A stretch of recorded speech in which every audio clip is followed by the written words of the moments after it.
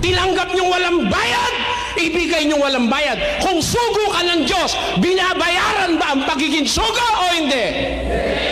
Kung walang bayad ang pagkasugo mo, ang aral mo dapat walang bayad. Amen? Kung nagpapabayad, antikristo o hindi? Birhen, dinala dun sa bukid, ikinaskas yung damit ng birhen sa yung ba mga damong bukid na pagka nadikit sa damit mo, yung mga bulaklak na mga bilog dumidikit. Kinabukasan ni nagsermon. Napapansin nyo ba ang ating mahal na birhen? Tignan nyo ang kanyang damit. Naku, nagpuntahan daw yung mga tao. Abay ka, may mga may mga bulaklak ng damo. Amorseko. Ha? Amorseko. Yun. Nakadikit. Iisa lang ang ibig sabihin. Inip na ang mahal na birhen sa pagkayari ng bahay ng Diyos. Tayo naman hindi tayo gumikilos, mga kapatid. Isang buwan, pinturado na, tapos na. Lumabas ang pera, dae. Nirumuha naman mahal na birhen, hindi mapakali sa loob ng bahay niya. At dahil hindi siya matahimik, ang bubong ay tumutulo. Kaya nung araw pa, marami na akong alam na milagro eh. Yung santuron sa may amin doon, binutasan itong ulo, nilagyan ng butas doon. Binutasan yung meron dito sa mata, tapos nilagyan ng asin. Tapos sinelyuhan uli, nilagay ng cola, yung hindi mabubuksan. Ba, nung nag-umpisa lang matunaw yung asin, hindi yung tumutulo ng gano'n. Oh, lumuluha ang mahal na birhen dahil sa ating mga pagpapabaya sa ating simbahan, mga kapatid. Ang galing ng milagro. Ha? Ngayon, ang milagro, high-tech na eh. Alam niyo kung ba't high-tech ngayon ang milagro? May papalik sa stage. May daladalang saklay. Tinuruan ng sambuan niya na gumanon eh. Tapos nung ilehans, yahoo! Palakpakan ng mga tao. Oh, huwag niyo kakalimutan yung ikapo, mga love offering. Dahil love offering na lumalabas pag may milagro. Subukan nyo, magmimilagro ako ngayon dito. Kahit ayaw nyo magbigay, magbibigay kayo eh. Oh, di ba? Biro mo nadadala kayo dahil may milagro talaga sa Diyos. Aba, hindi pala ganoon. Sabi sa Biblia, ang mga pagmimilagro tutulungan ng demonyo. Ano pat sa buong mundo maghahari itong lilo, global o hindi. Kaya pag sinabi rin sa Apokalipsis, hindi makakabili, hindi makakapagbili. Malibang may tatak ng hayop, global yun. Kasi sa tindahan sari-sari, hindi naman titignan kung may 666 ka. Pagbili nga akong 5 pisong mani, tayo mo na, 666 ka ba? Pagbili nga ng 2 sachet ng Tide, papansinin ka ba nun? Konti lang naman pera mo. Pang-mundial yan. Kaya ngayon, tandaan nyo, tanungin nyo mga malalaking negosyo. May mga negosyong hindi makakabili o makapagbibili. Malaki yan kasi yun kung hindi sila kasabwat ng Antikristo. Matagal na nangyayari sa mundo yan, mga kababayan. Matagal na, hindi nyo lang alam. Ang may alam dyan, yung malalaki negosyante ng negosyo tinatawag na multinational. Tapos, tatakot tayo ngayon. Tinatakot tayo ng mga pastor. Takot na takot tayo kasi akala natin hindi makakabili. Pag hindi ka raw nakabili, magugutom ka. Pag nagutom ka raw, magpapatatak ka ng 6666. Maimpirno ka. Sabi naman nung nanloloko yun. Alam nyo mga kapatid, may isang kailangan tayo ngayon sa mundo. May kailangan ngayon sa Pilipinas. Alin yun? Dito ay may karunungan, sabi ng Biblia, ang may pagkaunawa, bilangin ang bilang ng hayop, sapagkat siyang bilang ng isang tao, sapagkat ang kanyang bilang ay 666. What the Philippines need today is the one who have an understanding of God's wisdom in the Bible. Yon ang kailangan natin. Para wag tayong maligaw. Kaya liwanag nung sinabi ni Juan, dito may karunungan, ang may pagkaunawa, yun ang bibilang. At mabibilang niya ang bilang ng hayop, siyang bilang ng isang tao. Kasi, hindi naman lahat ng magbabasa ng Biblia, makakaunawa ng Biblia. Kaya kailangan yung may karunungan, yun ang makakaunawa, ang may pagkaunawa, bilangin ang bilang ng tao o ng hayop. Sino yung bibilang? Dito'y may karunungan, ang may pagkaunawa, bibilang, sabi ng Biblia. Anong karunungan yun? Na kailangan mo yun para makaunawa ka. Basa 13 ng Kawikaan. Basa. Mapalad ang tao Na nakakasumpong ng karunungan. yan ang kailangan. Blessed is the man that findeth wisdom. Ang tao na nakakasumpong ng karunungan. Mapalad yon. Mapalad yon. Di anghel yon. Pakiulit mo nga, baka anghel eh. Mapalad ang tao na nakakasumpong ng karunungan. Inglesin mo nga, kapatid na... Happy is the man that findeth wisdom, and the man that getteth understanding. Nakita nyo, sabi sa Biblia? Happy. Happy or blessed is the man that findeth wisdom. Mapalad ang tao, hindi anghel.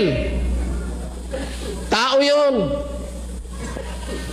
Kaya kung ang inyong mangangaral anghel, iba na yon. Iba yon.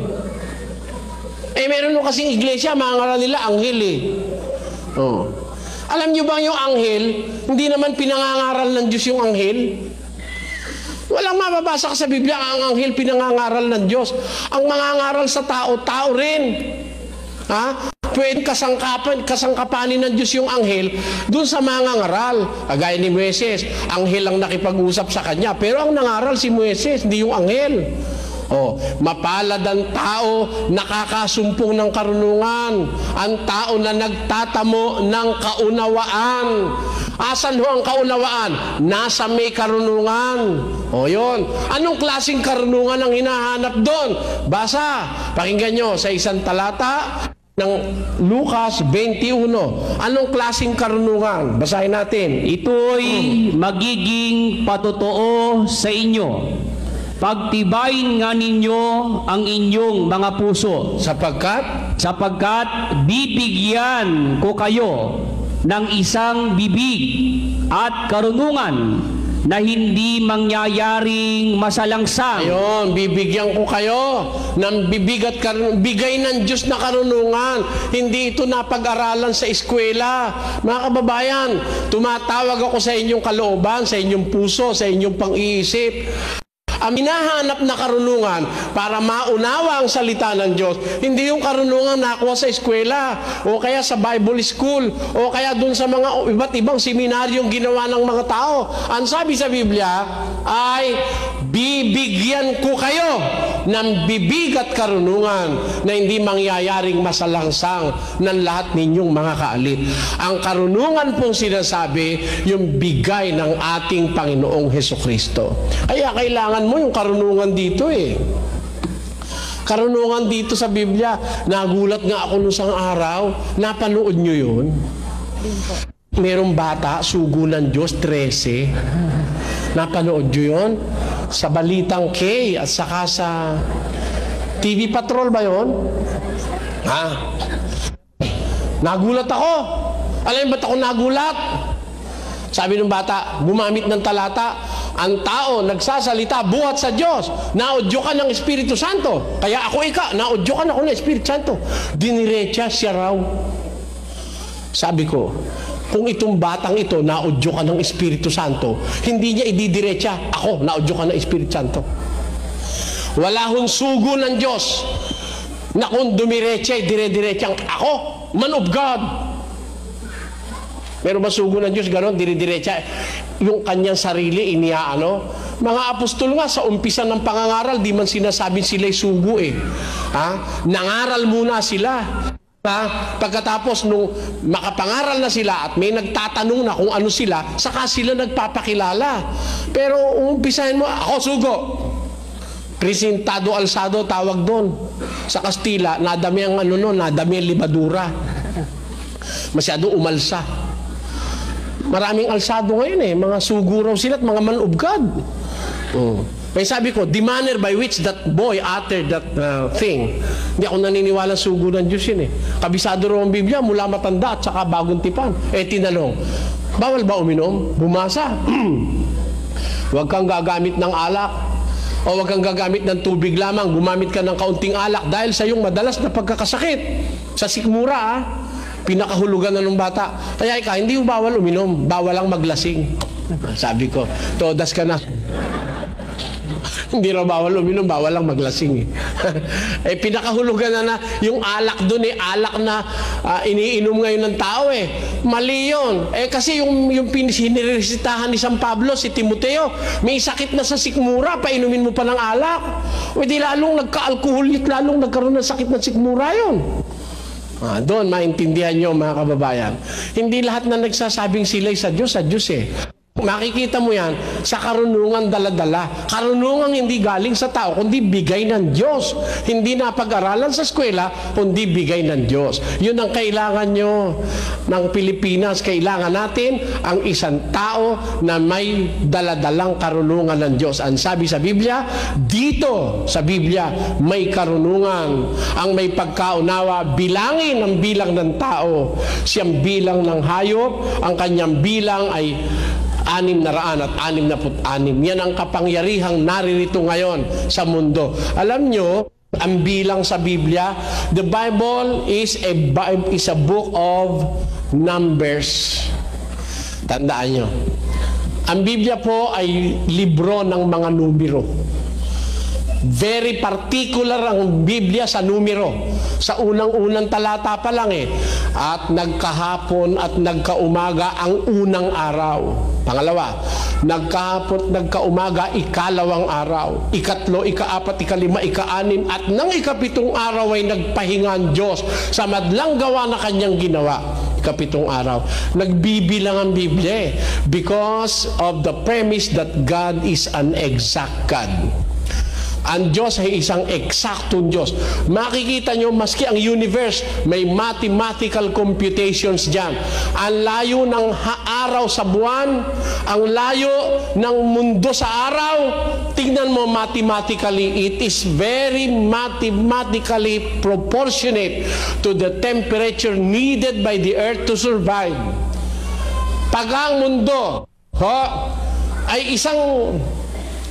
ay isang milyong-milyang mas malapit sa araw, todas tayo. O kaya 1 milyong-milyang mas malayo sa araw, todas pa rin tayo. Eksaktong-eksakto lang ang ating layo sa araw at sa buwan para mamantine ang buhay na maayos sa mundo. Because mathematically, God is an exact God. Kaya ang Biblia, punong-puno po ng numero yan Kaya sa Biblia, pag-uusapan, may numero rin Alam nyo ba ang numero sa Biblia? May mga perfect number sa Biblia, no? Yung 7, perfect number yan sa Biblia. At baka hindi nyo po alam, yung mga kontador publiko, mga inhinyero, natawagan kayo ng pansin, kontestahin nyo ako. Bumilang ka ng 1 milyon, bumilang ka ng 10 milyon. From 1 to 10 million. 1 to 10 million. Bumilang ka. Dapat, 1, 2, 3, 4, 5, 6, 7, 8, 9, 10. Dapat sana, ang paggamit mo ng numero, di ba? 1 milyong 1, 1 milyon 2, 1 milyon 3, 1 milyon 4, 1 milyon 5, 1 milyon 6, 1 milyon 7, 1 milyon 8, 1 milyon 9, 1 milyon 10. Kasi 1 to 10 million, dapat magamit mo sila ng equal. 1 milyong 1, 1 milyon 2, 1 milyon 3, dahil 1 to 10 ang bilang 10 milyon.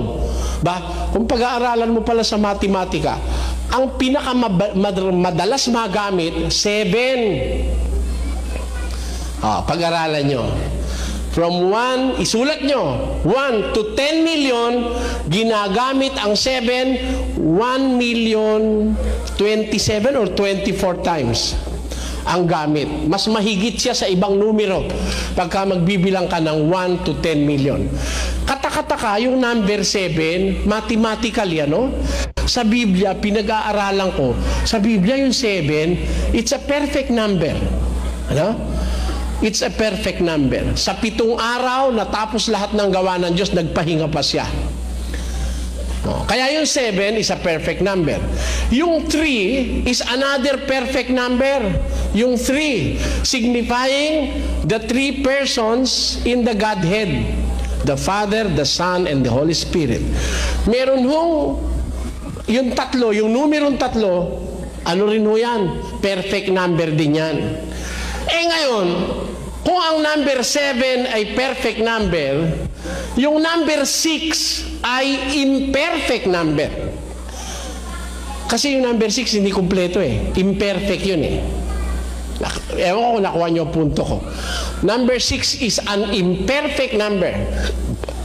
Kung ang number 3 is perfect number, pagka nagkaroon ng 3 6, meaning perfect imperfection. Diba? Imperfect yung number 6, tinatlo mo. Perfect imperfection. 6, 6, 6. Walang pinakamasamang number sa Biblia kundi ang 6, 6, 6. Hindi ho masama ang 6. Hindi naman kasi perfect na imperfect yun Imperfect ang 6. Pero may kasunod agad siya 7. Itong 666, 3 imperfect numbers, kaya perfect imperfection. Nung mapag-aralan ko pati sa kwenta ng numero, tama-tama ang pagkakasymbolized doon sa Apokalipsis noong 666. At doon mangangailangan ka ng karunungan. Anong karunungan? Karunungan ng Biblia. Anong kahulugan ng 6? Anong kahulugan ng another 6 plus another 6? Sa Biblia. Meron pong kahulugan yun. Tiyak na tiyak may kahulugan. Dito'y may karunungan. Ang bilang ng hayop, bilangin mo't siyang bilang ng isang tao at ang kanyang bilang ay 600. 6 at 6. 6, 6, 6. Tao yun. Anong klaseng tao? Mangangaral. Anong klaseng mangangaral? Known. Famous na mangangaral. Nakikilala ng maraming tao kasi maliliit, malalaki, mayaman, mga dukha, natatakan niya. Natataka na, hindi pa? Natataka na, tatakot ka pa. Natataka na yun. Ikaw, Sislus, natatakan ka nun, Hindi ka na natatakan? Hindi na. Yan yung kumukuha ng camera, natatakan dati yan Nabura na lang namin yung tatak sa kanya Ako naniniwala dito, maraming tatak May tatak dito, marami. Sabi sa pasyon, ipag-uutos magkintal. Saan magkikintal? Sa noo ng kanang kamay. Sino sa inyo may tatak? Noo ng kanang kamay. Sino sa inyo nagtatatak ng kaliwa? Kahit nga kaliweti ka, pagka tinatatakan mo na Pag-utos magkintal sa noo ng kanang kamay. Kanang kamay ang pantatak. Doon sa noo. Tandang pagkakakilanlan na sila nga'y kampong tunay nitong Antikristong hunghang.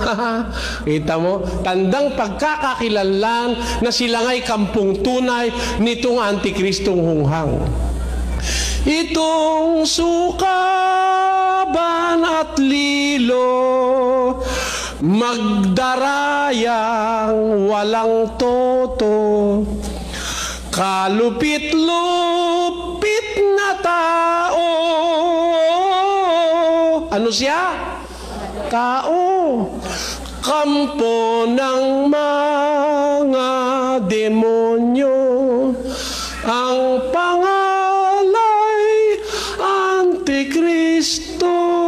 Kita nyo na, yung pala yung Antikristo. Tatakutin mo pa kami. Matagal na namin kasama-sama yan. Kaibigan pa nga namin yung iba riyan Mananakot mga born again. Lilitaw na ro Antikristo. Marap na mag-rapture. Anytime na mag-rapture, binta na ninyong mga pag-aari. Bigyan nyo ang kalahati sa ministry, mga kapatid, mga minamahal. Lokohin mo, lelong mong panot. Pananakot mo sa amin yung Antikristo. Yung kapitbahay natin, Antikristo yun eh. Oh, yung tindahan binilan mo, Antikristo rin eh. Bakit? Ano ba kahulugan ng Antikristo? For all you know, mga kababayan, ang Antikristo, kalaban ni... lasenggo ka lang, Antikristo ka eh. Amen? O, asan ang Antikristo? Tinatakot yung mga tao sa Antikristo para magbenta ng pag-aari. Matagal na rito sa mundo yan. Pakinggan nyo kung gaano nakatagal. Basahin mo petsa. Unang Juan. Mumunting mga anak, ito ang huling oras. Sino nagsasalita? San Juan. Si San Juan. Kailan nabuhay si San Juan? Unang siglo. Ito ang huling oras, sabi ni San Juan, doon sa panahon niya. Bakit?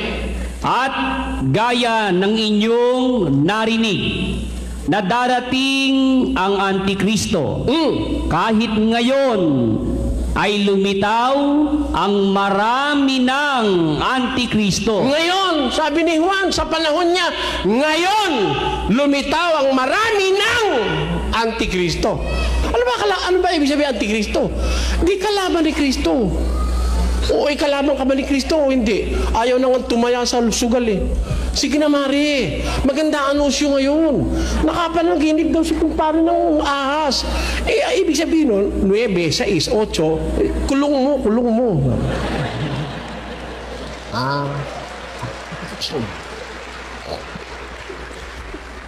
O, di ba? Ano ba yun? Tama ba yung ginagawa natin na yun? Hindi naman eh. Iniaasa natin yung ating kabuhayan doon sa hindi natin pinaghanap buhayan. Bawal ng Biblia ho yun eh. Yung mabubuhay ka sa sugal, bawal ho ng Biblia yan eh. Hindi lang tinuturo ng iba yan eh. Ang miyembro kahit ano pinagkakabuhayan, okay lang. Tapos maniniwala, maliligtas. El Shaddai, Adonai. Age to age, you're still the same. Ganda nung kante.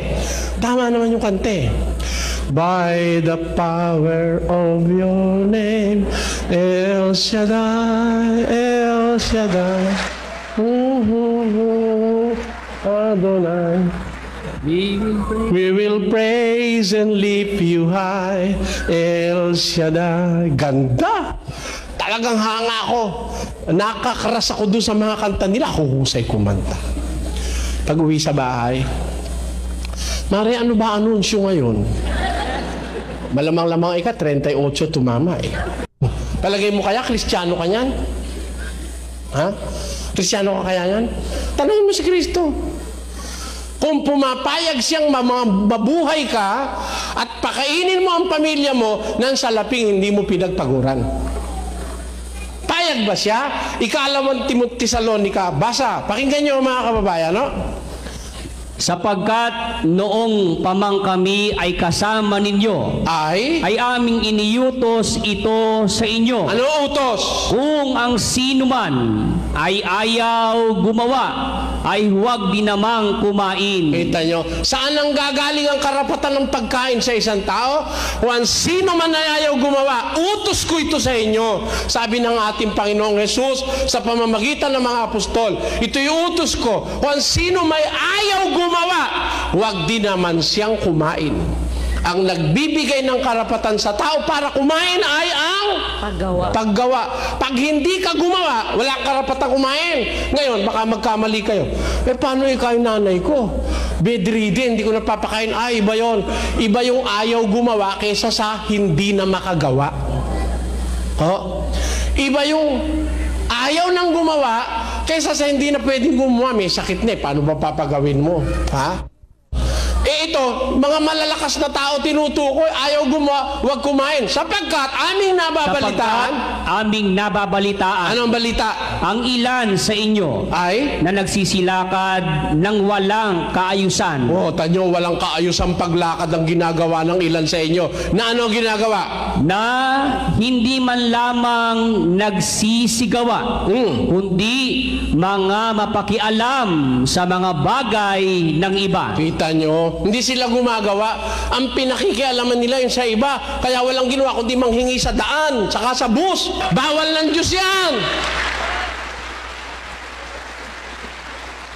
Ang ayaw gumawa, wag kumain. Ang ginawa mo, nanghingi ka na nanghingi. Tapos babasa ka, ang pinangangaral po namin, Ebanghelyo, the gospel,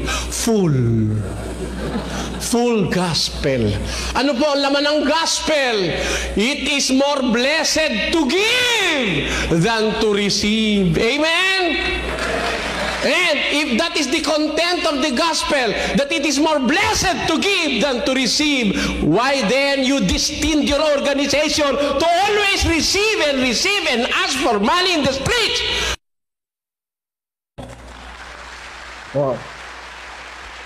Magagalit kayo sa akin. Kung wala naman magsasabi nito, maintindihan ba ito ng tao? It is very clear in the gospel, 20:35 of the book of Acts, it is more blessed to give than to receive. May mga iglesia sa Pilipinas, walang ginawa kundi manghingi, pero hindi nagbibigay kahit kailan. Puro hingi. Blessed ba o hindi? Kasama ng Antikristo yan. Sabi nga ng pasyon, ang lahat niyang kasama, di may kasama pa pala yung Antikristo, mamamansag na propita. Di ba? Namamansag na propita. Hihibuan ang lahat na ng magsisampalataya sa lihis na aral niya. Ang mga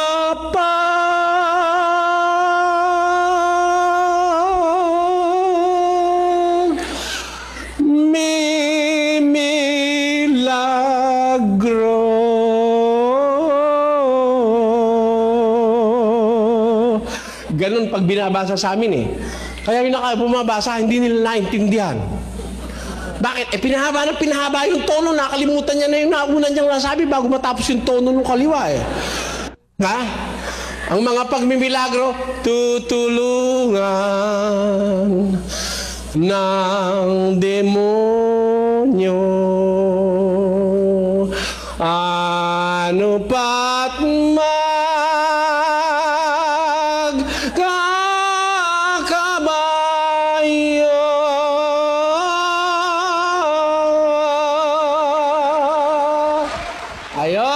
Ganon sila kung magbasa ng pasyon. At dito sa buong mundo maghari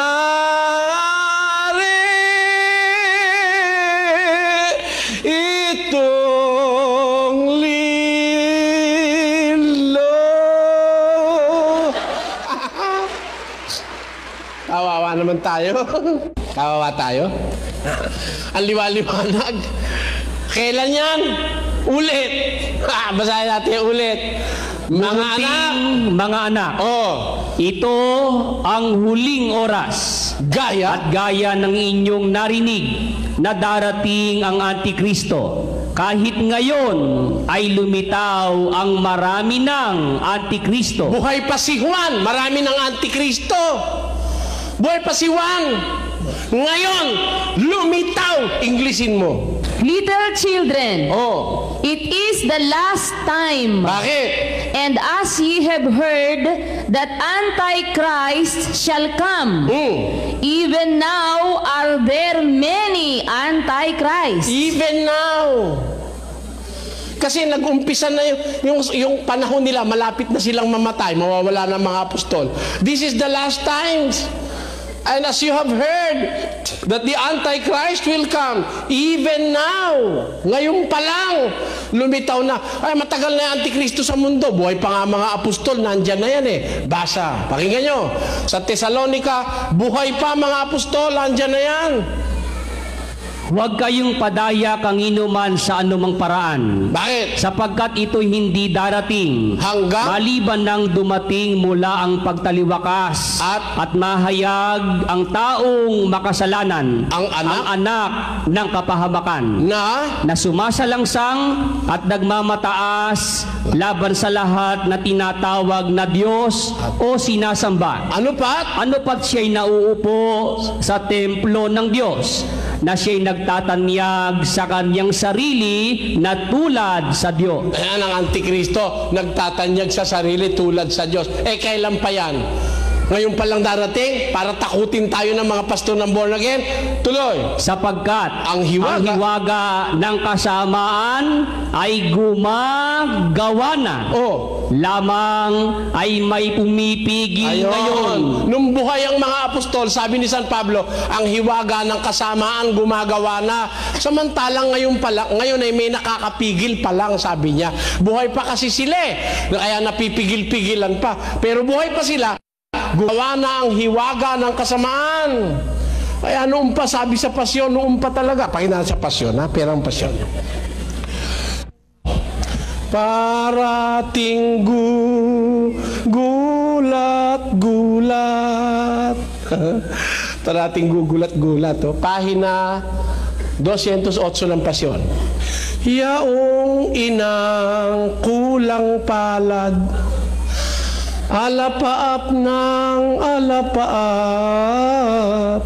kaya gayon ang sindak, demonyo nga ang lalabas. Merong ina, parating gulat na gulat. Kaya pala naman ganun ang sindak, demonyo naman pala yung ipanganganak. Alin yun? Ito ang siyang nakita ni San Juan na nagbadya sa apokalipsis niya ng panahong unang-una. Hayop na walang kapara. Ay, doon pa pala sa panahon ni Juan, nakita niya na itong hayop na itong walang kapara. Hayop talaga ito Animal. Ngayon, sino ito? Doon na halimbawa, kapangyarihang dakila nitong malupit na diwa na siyang ipaniniwala ng imbing tao sa lupa. Kita nyo, tao ito noon pa. May Antikristo na noon pa, panahon pa ng mga apostol. Daing Antikristo. Ano ba kahulugan ng Antikristo? Kalaban ni Kristo. Bibigyan kayo isang halimbawa. Huwag kayong magagalit. Magagalit po kayo? Hindi kayo magagalit, Bibigyan kayo halimbawa. Maglilitaw ako sa inyo ng isang Antikristo. Marami kasi ito magkakasabot ito. Magkakasabot siya. Isa lang muna papalitawin ko. Ang sabi ni Kristo sa 23:9 ng Mateo.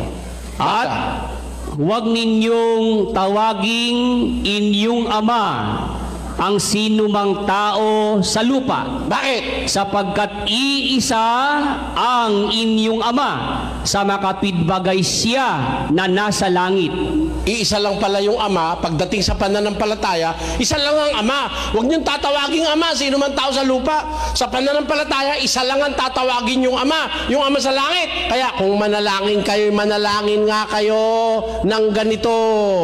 Magsidalangin nga kayo ng ganito. Ama namin na nasa langit ka. Asan ang ama natin kung Kristiyano tayo? Ama namin, our Father, which art in heaven. Asan ang ating ama? May permiso ba tayong tumawag ng ama sa kanino man tao sa lupa pagdating sa reliyon? Wag! Bawal!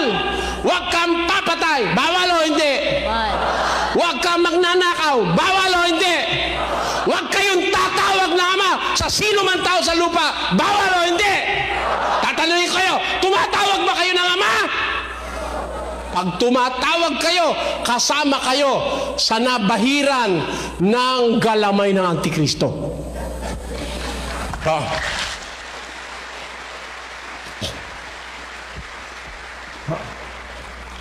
Tumatawag ba kayo ng ama o hindi?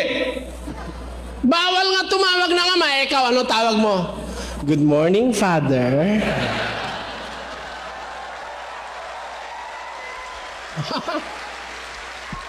Oh, naniniwala kayo? Matagal na Antikristo sa lupa? Matagal na, hindi pa? Matagal na. Oh, matatakot ba kayo ngayon ni Almeida? Pag napatakot kayo, isang takot kayong! Kayo may sabi niya, hindi ako. Ang tagal na ng Antikristo sa lupa. Sa tawag pa lang, alam mo na Antikristo eh. Ang titulo, ama, bawal nga patawag ng ama, tas siya patawag ng ama. Magkalaban sila o magkakampi? Magkalaban, Antikristo nga eh. O eto pa isa. Huwag kayong magagalit ha. G7 ng Mateo. At samantalang kayo'y nangaglalakad, ay magsipangaral kayo. Di mangaral kayo, sabi sa mga apostol. O sa pangangaral nyo, ano gagawin nyo?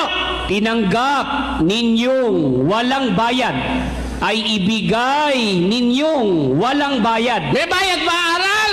Wala. Nung binyagan kayo, nagbayad kayo? Mali! Mali! Sabi nga, walang bayad eh. Tapos nagbayad ka. Mali yun. Dapat sana nung humingi ng bayad, sinampal mo eh. O eto, G7 o. O, marunong ka ba magbasa? O, basahan mo. Magpapakasal ka eh. Natural. Oo nga, kaya nga ako sa'yo magpapakasal dahil sabi ni Kristo, walang bayad eh o. Pipilitin mo ba ako magbayad? Sasampalin kita.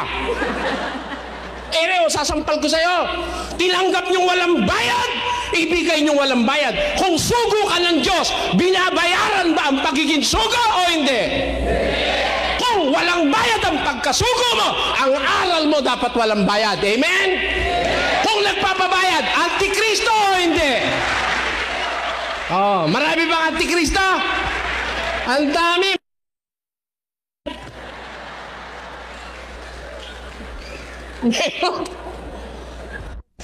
Tayong Antikristo. Tapos tatakutin tayo, Y2K, Antikristo na raw yun. Alam niyo ba ang Antikristo sa born again ngayon? Si Billy Gates daw. Si Billy Gates. Paano naging Antikristo si Billy Gates? Wala namang kasalanan yung tao hindi naka-invento ng magandang negosyo. Parang yung negosyo ko nung araw, may suki ako sa Balintawak eh. Alam niyo yung mga suki ko doon sa Balintawak saka sa farmers, mayayaman naman ang suki nila. Pagka ang repolyo, medyo ma-berdi-berdi ng konti. Ayaw, inaalis yun. Ako nga, gusto ko nga yung berdi-berdi dahil maraming chlorophyll yun eh. Tinatapon. Sabi ko sa suki ko, ipunin mo nga yan. Nakita ko maayos naman eh. Subukan nga ako nating ilumpia. Tinadtad namin. Nilumpia ako. Kami kumain ng lumpia. Ang sarap. Abi, talaga naman repolyo yung ginawa. Hindi naman bulok eh. Pinagalisan lang ng balat na masyadong maberde. Yung masyadong berde, pinapakain ko sa baboy. Pero pinipili ko yung mga maputi. Biro nyo, kung makapili kami, isang sako, 3 plangganang malalaki ng lumpia. Ang gandang negosyo nun. Nakabili nga ako ng jeep eh. Nakabili ko 3 jeep. Biro mo, walang puhunan ako sa lumpia. Yung repolyo, hindi ko binibili. Yung mga carrots, hindi ko rin binibili. Yung hindi nabili dun sa suki ko, na medyo yung ano na, yung medyo tuyo-tuyo na ng konti, hindi na mabibili. Bibigay na lang sa akin, suki ko na eh. Kung minsan, sako. Hindi naman bulok. Yung medyo, yung ano lang, yung... Tapos yung papaya naman na, alam nyo ba yung papayang hilaw? Di ba pagka yung papayang hilaw eh, hindi naman mahihinog yun dahil hilaw yun eh, no? Pag yun eh, mga 4 na araw na 5, malambot na yun. Hindi nila alam ang sikreto rin kung paano titigas yun eh. Ang gagawin ko, hatiin ko yun. Bababad ko sa tubig magdamag. Bukas, ang tigas-tigas na nun. Mahahadhad mo na ng maayos yun. Nako, ang bili-bili ng lumpia namin, 3 piso. Ang sarap-sarap pa dahil ako nagluto eh. Ha? Nakabili ko ng jeep at sa aking pangangaral ng Ebanghelyo ni Kristo, naging kaakibat na namin ang lumpiang prito hanggang ngayon. Tayo, nang dahil sa lumpia, nabuksan ang dating daan sa radyo at sa telebisyon. di kami umakyat ng bus, di kami nangatok ng bahay, di kami pumunta sa mga supermarket, at lalong hindi kami nagpunta sa mga palengke para manghingi ng pera ng may pera para ipangaral ang Ebanghelyo. Ang aming inumpisa ang pangangaral galing sa aming sariling sakripisyo. Saksi ang Diyos sa langit.